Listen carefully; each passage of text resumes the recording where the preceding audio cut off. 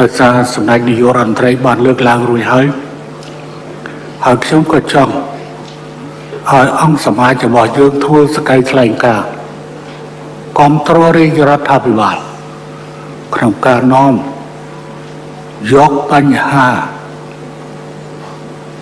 អធិបតេយ្យជាតិនៅមុំបីនៅប្រាសាទតាម៉ុនធំតាម៉ុនតូចនិងតាកបី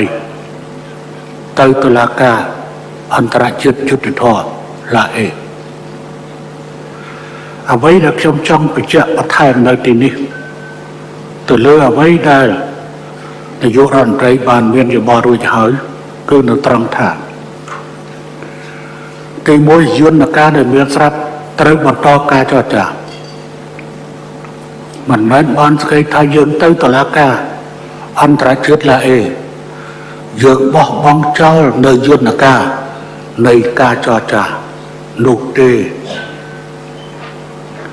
គឺគណៈកម្មការព្រំដែននៃប្រទេសទាំងពីរនៅបន្តការចរចាក៏ប៉ុន្តែនឹងយន្តការដទៃទៀតនៅរក្សាទាំងអស់ដោយមានយន្តការជួបពិភាក្សារវាងរដ្ឋមន្ត្រីមហាផ្ទៃជាមួយបណ្ដាខេត្តរវាងរដ្ឋមន្ត្រីការពារជាតិហើយគឺរក្សាទាំងអស់ប៉ុន្តែគ្រាន់តែលើកនេះយើងដាក់ទៅក្នុងរបៀបវិរៈបបួលភាគីថៃទៅយកបញ្ហាទាំងប្រមាណនេះទៅតុលាការអន្តរជាតិទីក្រុងឡាអេយើងបបួលបែបនេះគឺវាជាការគួរសមរបស់យើងហើយមិនមែនមានតែបញ្ហាកម្ពុជាទេបើតាមយើងដឹងមានប្រទេសជាច្រើនបបួលគ្នាបែបនេះដូចជាករណីសិង្ហបុរីនិងម៉ាឡេស៊ីគេក៏បបួលគ្នាទៅដែរគេក៏បបួលគ្នាទៅដែរយកមិញក្រោយពីបង្ហោះសាររបស់នាយករដ្ឋមន្ត្រីនិងបង្ហោះសាររបស់ខ្ញុំមានចូលមកសួរថាប្រសិនបើយើងបបួលគេមិនទៅតើយើងទៅយ៉ាងម៉េចខ្ញុំក៏បានឆ្លើយត្រឡប់ទៅវិញបើមិនព្រមទៅមានន័យថាយើងត្រូវតែប្រឹងគឺអត់មានព្រោះបើសិនជាបបួលគ្នាទៅ